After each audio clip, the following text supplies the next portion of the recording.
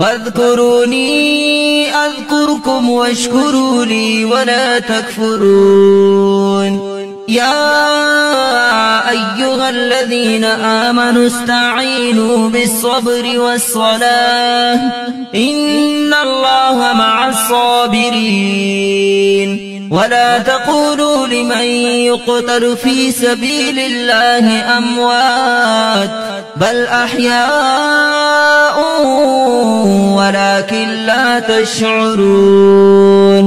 ولنبلونكم بشيء من الخوف والجوع ونقص من الأموال والأنفس والثمرات وبشر الصابرين الذين إذا أصابتهم مصيبة قالوا إنا لله وإنا إليه راجعون.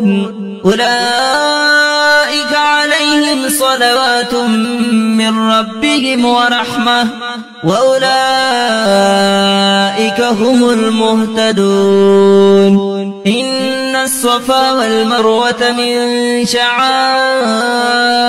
الله فمن حج البيت أو اعتمر فلا جناح عليه أن يطوف بهما ومن تطوع خيرا فإن الله شاكر عليم.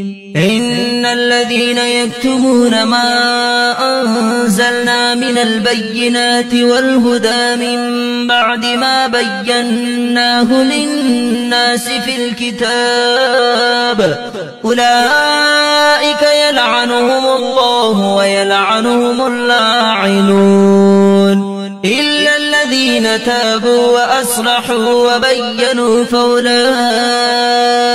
أتوب عليهم وأنا التواب الرحيم.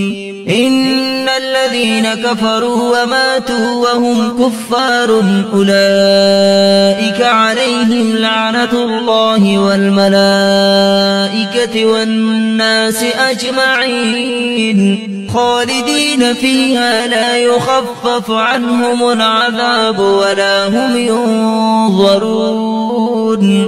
وإلهكم إله واحد لا إله إلا هو الرحمن